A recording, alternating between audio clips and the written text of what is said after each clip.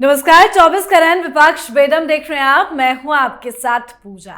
आज देश का सर्वोच्च न्यायालय सुप्रीम कोर्ट विपक्ष के सामने बेदम नजर आया। सुप्रीम कोर्ट ने आज आम आदमी पार्टी और विपक्ष पर बड़ी मेहरबानी की है। शराब घोटाले में करीब 2 साल से जेल में बंद विजय नायर को जमानत मिल गई है। तो वहीं स्वाति मालीवाल मारपीट केस में विभव कुमार को भी सुप्रीम कोर्ट ने खुली हवा में सांस लेने की आजादी दे दी है। तो 2 बड़ी जमानत सुप्रीम कोर्ट से हुई है। पर आम आदमी पार्टी का एक बड़ा नेता अंदर भी चला गया है। वह बोर्ड से जुड़े मनी लॉन्ड्रिंग मामले में अमानतुल्लाह खान को ईडी ने गिरफ्तार कर लिया है। तो एक अंदर 2 बाहर, इस पर आज चर्चा करेंगे। साथ ही बुलडोजर एक्शन पर सुप्रीम कोर्ट के जस्टिस का जिक्र करेंगे, क्योंकि आज सुप्रीम कोर्ट ने यह कह दिया कि अगर कोई दोषी भी हो तब भी ऐसी कार्रवाई नहीं की जा सकती है। तो सुप्रीम कोर्ट की विपक्ष पर मेहरबानी और ममता बनर्जी की बढ़ती जा रही परेशानी, आज इन्हीं मुद्दों पे चर्चा करेंगे। मेरे साथ स्टूडियो में मौजूद हैं कैपिटल टीवी के editor in chief doctor Manish Kumar और एग्जीक्यूटिव एडिटर राजीव जी। सर, आप दोनों का बहुत बहुत स्वागत है। धन्यवाद। आज आम आदमी पार्टी पर सुप्रीम कोर्ट ने तो बड़ी मेहरबानी कर दी। देखिए, मुझे लग रहा है कि सुप्रीम कोर्ट ये चाह रहा है कि इस देश के अंदर में छोटे मोटे घोटाले मत करो। हम 100-200 करोड़ रुपए खा जाए, 2 साल जेल में रह ले, फिर जिंदगी हरी भरी लूट मचा के रखो, कोई दिक्कत नहीं है इस देश के अंदर में। क्योंकि ये खरामा खरामा चलता रहेगा, मतलब धीरे धीरे केस चलता रहेगा। 20 साल, 25 साल, 30 साल। चारा कम खाया लालू यादव ने, बीच में रह लिया कुछ महीने जेल के अंदर, फिर वो घूम रहा है मस्त होकर के। तो क्या हिंदुस्तान का जुडिशल सिस्टम ऐसा होना चाहिए जो क्राइम को, भ्रष्टाचार को खत्म करने के बजाय उसको फैसिलिटेट करता हो?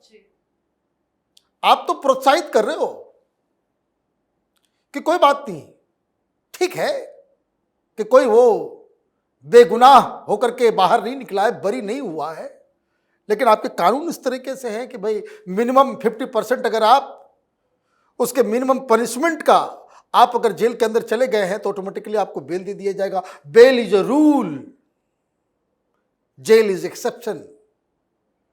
तो भाई ये एक्सेप्शन जो है वो नेताओं के लिए ही है ना। आम लोगों के तब भाई वो मनुष्य सिंघवी को तो अफोर्ड नहीं कर सकता। तो न्याय का जो परिभाषा है वो हिंदुस्तान की संसद को थोड़ा इस पर ध्यान देना चाहिए, सुप्रीम कोर्ट को भी ध्यान देना चाहिए। इस तरह के फैसले से जब गुनाहगार, वो भी खास करके नेता के चमचे, वो अगर बाहर निकलते हैं जेल की सलाखों से, तो लोगों का विश्वास इस न्यायिक व्यवस्था पे कमजोर होता है। इससे मजबूती नहीं आती। कोई ये आपको तगमा नहीं देगा। देखिए कितना जुडिशियस है सुप्रीम कोर्ट। ये काम इनोसेंट लोगों के साथ हो तो बात समझ में आती है।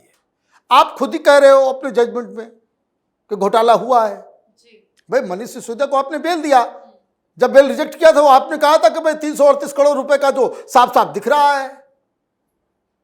भाई दोनों चीजें कैसे चलेगी? दोनों चीजें कैसे चलेगी? तब तो ये फ्री फॉर ऑल देश में हो जाना चाहिए। लूट मचा दो, कुछ दिन जेल में रह लो, बाहर निकल लो, कोई दिक्कत नहीं। फिर तो 30 साल, 40 साल, 50 साल चलता रहेगा। तो ये तो हुआ है।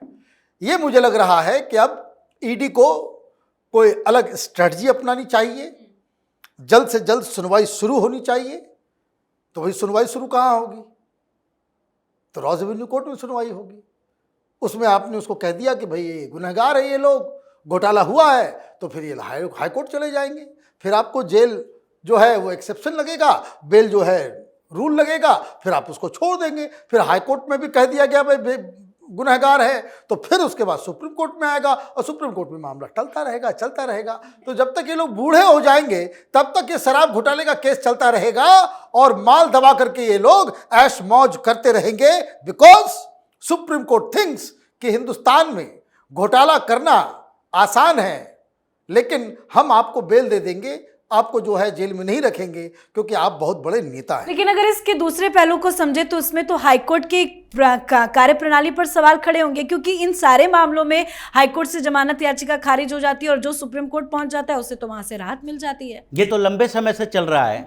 हाई कोर्ट के फैसलों पर सवाल ये लोग उठा रहे हैं और इस बात को लेकर हाई कोर्ट के जज कई बार फ्रस्ट्रेशन में कुछ बोल भी चुके हैं। पिछले दिनों इसी शराब घोटाले में के कविता के ऊपर सुप्रीम कोर्ट में सुनवाई चल रही थी और जज साहब को ये लगा कि कैसे हाई कोर्ट ने इनके बेल को रिजेक्ट कर दिया और सीधे हाई कोर्ट की तरफ चले गए कि हाई कोर्ट के जजों को पिक एंड चूज की नीति नहीं अपनानी चाहिए। क्यों नहीं अपनानी चाहिए? क्योंकि उस समय के कविता के मामले में ईडी के जो नियम हैं उसके अनुसार कुछ ये एक्सेप्शन रखा गया है कि महिला हो या फिर अगर कोई विकलांग हो, दिव्यांग हो, अगर किसी के साथ शारीरिक परेशानी हो, कोई बच्चा हो, तो ऐसे मामले में बेल दे दिया जाना चाहिए। इन लोगों ने यही चालाकी से के कविता का मामला उठाया था कि ये महिला है और हाई कोर्ट ने टिप्पणी क्या की थी? हाई कोर्ट के जज ने कहा था कि महिला का मतलब ऐसा नहीं है कि सारी महिलाओं को उस कैटेगरी में खड़ा कर दें। इसका मतलब यह है कि हाउस होल्ड महिलाएं जो है, घरेलू काम करने वाली महिलाएं हैं, ये तो बड़े नेता हैं और वेल एजुकेटेड हैं, तो ये जो गुनाह कर रही हैं, कॉन्स्पिरेसी कर रही हैं, इनको महिला होने के कारण इनको संरक्षण नहीं मिलना चाहिए। बेल रिजेक्ट किया गया था और इस बात को सुप्रीम कोर्ट ने सिरे से नकार दिया।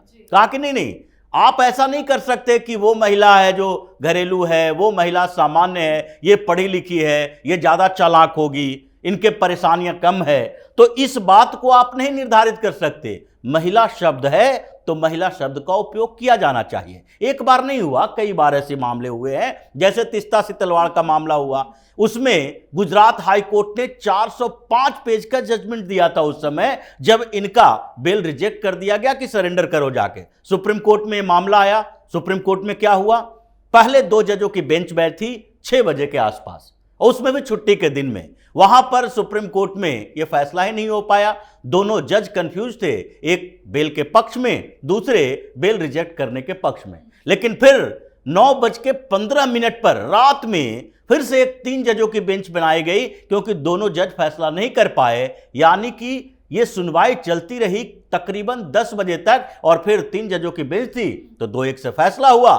तीस्ता सितलवाड़ को जेल नहीं भेजा गया, बाहर ही रह गई। अब इन मामलों में देखिए, जैसे सरकार बार बार इंडिकेट कर रही है, प्राइम मिनिस्टर मोदी इंडिकेट किए, उसके बाद प्रेसिडेंट द्रौपदी मुर्मू ने कल भी कहा सीजेआई चंद्रचूड़ के सामने कि जिस तरीके से एक कुछ नियम बनाए गए हैं और भारतीय न्याय सुरक्षा संहिता, नागरिक सुरक्षा संहिता में एक सेक्शन है, सेक्शन 479, और उसमें कहा गया है कि बेल को पॉजिटिव तरीके से लेना चाहिए और अगर कोई मैक्सिमम पनिशमेंट का 1/3 भी जेल के अंदर है तो उनको छोड़ा जा सकता है, लेकिन इसको पॉजिटिव तरीके से जजों को लेना चाहिए, क्योंकि भ्रष्टाचार में शामिल कई लोग ये जेल से बाहर निकलते हैं। और पेंडिंग केसेस के बारे में भी बोला कि 32 साल, 35 साल, 40 साल न्याय का इंतजार करना पड़ता है, तो इस पर आप लोगों को विचार करना चाहिए। अब इससे बड़ा संकेत क्या हो सकता है? लेकिन ये लोग उसी दिशा में चल रहे हैं कि भ्रष्टाचार हो या कोई क्राइम हो, अगर एक नियम बन चुका है तो उसका पॉजिटिव निगेटिव नहीं, बल्कि उस नियम के अनुसार चलेंगे। लेकिन दूसरे लोग नियम के अनुसार चल रहे हैं तो उससे इन लोगों को तकलीफ हो रही है। यही सुप्रीम कोर्ट के अंदर चल रहा है। बिल्कुल, और ये कहना गलत भी नहीं होगा कि लगता है कि अब ऐसे में तो केजरीवाल भी जल्द जेल से बाहर आ जाएंगे। बिल्कुल बिल्कुल, यही संकेत ही दिख रहा है कि उनको भी बेल मिल जाएगा। लेकिन सर, अलग अलग मुद्दों पर अगर देखें, जो मामले सुप्रीम कोर्ट में चलते हैं, अब कोलकाता का ये जो पूरा मामला है सुप्रीम कोर्ट में है, उन्होंने खुद स्वतः संज्ञान लिया है, लगातार प्रोटेस्ट हो रहे हैं, ऐसे में ममता बनर्जी वहां कैसे फंसी हैं? देखिए, ममता बनर्जी तो आज 3-4 चीजों को लेकर के फंस गई जी। एक तो उनको लगा कि जितना भी जो पॉलिटिकल दबाव उनके ऊपर आ रहा है, जो प्रोटेस्ट हो रहे हैं, सब कुछ हो रहा है, उसको एक गिमिक से थोड़ा सा डाइवर्ट किया जा सकता है, डैमेज कंट्रोल का काम किया जा सकता है। 10 दिन में न्याय, 10 दिन में क्या फांसी। ये पॉसिबल है? तुमको 20 घंटे लग गए FIR दर्ज करने में और 10 दिन में फांसी हो जाएगा। भाई इन्वेस्टिगेट करोगे, लोअर कोर्ट जाएगा, हाई कोर्ट जाएगा, सुप्रीम कोर्ट जाएगा, वर्षों लगेंगे। और जरा ये ज्ञान केजरीवाल को दे दिए होते। वो निर्भया कांड में ये परमिशन को देर करता रहा, वो कितने दिन में फैसला हो पाया। तो एक तो आप डाइवर्ट करने की कोशिश की, लेकिन इसमें चतुर चालाक निकल गए बाकी लोग। उन्होंने कहा कि भाई ये कानून लेकर के आ रहे हैं सब लोग, उनका हम भी साथ में। तो क्या हुआ, ममता बनर्जी का ये गेम वो फेल हो गया। लेकिन अभी कहानी यहीं पे खत्म नहीं हो रही है। अब दिक्कत क्या है कि आप डैमेज कंट्रोल करने की बात करते हो, लेकिन आपकी पार्टी के अंदर ऐसे ऐसे लोग बैठे हुए हैं। कोई कह रहा है, पब्लिक टीएमसी की मीटिंग में कोई कह रहा है, वीडियो वायरल है, बंगाल के हर फोन पे वो चला गया है कि जो ममता बनर्जी के खिलाफ प्रदर्शन कर रहे हो, तुम्हारी मां बहनों की तस्वीरें मॉफ्ट कर देंगे और तुम्हारे मोहल्ले में हर जगह छाप देंगे, मुंह दिखाने लायक नहीं बचोगे। ये टीएमसी का लीडर बोल रहा है। कैसे डैमेज कंट्रोल होगा? फिर एक और खबर आ गई, वो कोई लाल शर्ट वाले की ढूंढा जा रहा था कि कौन है लाल शर्ट वाला। बहुत ज्यादा स्टोरी आपने देखी होगी। तो पुलिस वाले आए और उन्होंने कहा कि देखिए, कोई भी अनऑथराइज्ड व्यक्ति जो है उस मौके वारदात पे नहीं था। वहां क्राइम सीन के ऊपर वो जो लाल शर्ट वाला है वो एक फिंगरप्रिंट एक्सपर्ट था। तो आज जो है इसकी भी कल ही खुल गई। भाई झूठ बोलते बोलते रंगे हाथ पकड़े जाते हो और जहां तहां घूम रहे हो कि ये फेक न्यूज, वो फेक न्यूज। और वहां क्या हुआ? वहां ये हुआ कि मालूम चल रहा है कि वो किसी और कॉलेज का, वो पोस्ट ग्रेजुएट कोर्स का फर्स्ट ईयर का स्टूडेंट है। उसको आपने वहां पे फिंगरप्रिंट एक्सपर्ट बना करके भेज दिया। अब भगवान बचाए ममता बनर्जी को। 5 तारीख को सुप्रीम कोर्ट में ये सारी चीज़ें होंगी कि कोई बहुत कड़ा फैसला ना कोर्ट की तरफ से दे दिया जाए कि ममता बनर्जी को इस्तीफा देना। बिल्कुल, 5 तारीख बड़ा दिलचस्प है, बहुत सारे फैसले सुप्रीम कोर्ट से आएंगे। लेकिन सर, आज सुप्रीम कोर्ट ने बुलडोजर एक्शन पर जो टिप्पणी की है कि जो दोषी है उसके घर पे भी इस तरह से बुलडोजर नहीं चल सकता है, क्या बुलडोजर एक्शन पे सुप्रीम कोर्ट ब्रेक लगा देगी? ये बयान तो यही कह रहा है। देखिए, जिस तरीके से इन्होंने दोषी की बात कही कि कोई अगर दोषी है तो भी उसके घर पर बुलडोजर नहीं चलाया जा सकता, ये बात सही है। तुषार मेहता ने भी यही बात कही कि कौन से दोषी व्यक्ति है या आरोपी है जो आप बात कर रहे हैं, उसके घर पर बुलडोजर चला है। बुलडोजर उसके घर पर चला जो अवैध तरीके से कब्जा किए हुए था। और अगर कोई व्यक्ति किसी दूसरे मामले में इन्वॉल्व है, उसके ऊपर एफआईआर दर्ज हुआ तो उसकी कुंडली खोली जाती है कि ये पहले कौन कौन से मामले में और घिर चुका है। और फिर उसके घर पर देखा जाता है उसके कॉम्प्लेक्स बने हुए हैं, कोई मॉल बनाए हुए हैं, कोई अपना घर ही अवैध कब्जा करके बनाए हुए हैं। जब मामला परत दर परत खुलता है तो उसके बाद उसके खिलाफ कार्रवाई होती है। अब ये आप अगर बुलडोजर एक्शन पर प्रतिबंध लगा देते हो, जो मीडिया में खबरें चलती है, ये कहा जाता है बुलडोजर जस्टिस। ये कौन? जमीयत उलेमाए हिंद ने बताया ना कि ये बुलडोजर जस्टिस है। बुलडोजर जस्टिस नहीं है, बल्कि एक कार्रवाई है जो किसी अपराधी के खिलाफ एक नए तरीके से चल रही है।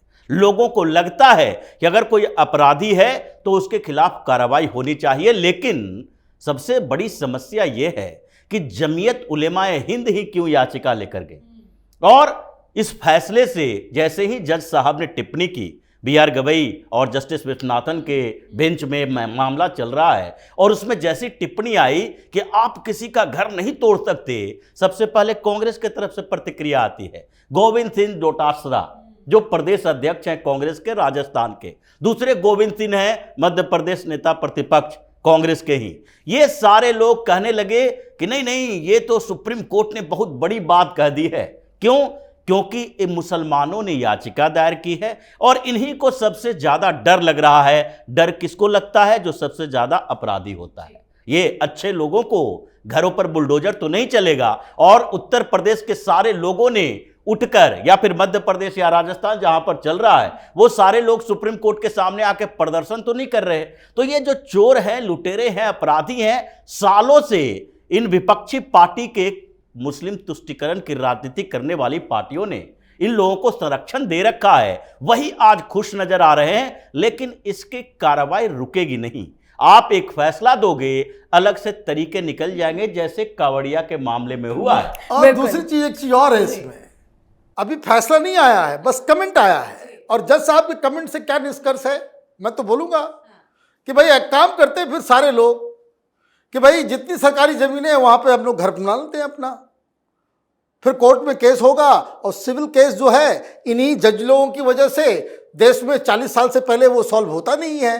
तो घर बनाइए, सरकारी जमीन को लूटिए, घर बना लीजिए, बुलडोजर चलेगा नहीं, केस होता रहेगा, 30 साल 40 साल अपना मस्त होकर के रहिए, और तब तो जिंदगी खत्म हो जाएगी। तो फिर देखते रहिए। ऐसे फैसलों में बुलडोजर बाबा थोड़ी ना शांत रहेंगे। बिल्कुल। हालांकि इस पे अब अगली सुनवाई जो है वो 17 तारीख को होगी। देखना होगा सुप्रीम कोर्ट किसके साथ जस्टिस करता है। बहुत बहुत धन्यवाद सर आप दोनों का। धन्यवाद। तो सुप्रीम कोर्ट ने बड़ी राहत आम आदमी पार्टी को दी है। शराब घोटाले मामले में करीब 2 साल से गिरफ्तार आम आदमी पार्टी के पूर्व कम्युनिकेशन हेड विजय नायर को सुप्रीम कोर्ट ने जमानत दे दी है। साथ ही स्वाति मालीवाल से मारपीट मामले में सुप्रीम कोर्ट ने विभव कुमार को भी जमानत दे दी है। हालांकि सुप्रीम कोर्ट ने शर्तें भी लगाई हैं, तो वहीं अमानतुल्लाह खान सलाखों के पीछे पहुंच गए हैं। मुश्किलें तो आम आदमी पार्टी की खत्म होती फिलहाल नजर नहीं आ रही हैं। साथ ही ममता बनर्जी भी आए दिन बड़ी मुसीबत में फंसती जा रही है। ममता बनर्जी के खिलाफ विरोध और विद्रोह दोनों ही बढ़ता जा रहा है। तो इन तमाम मुद्दों पर आप अपनी राय कमेंट कर लिखें। देखते रहिए कैपिटल टीवी। नमस्कार।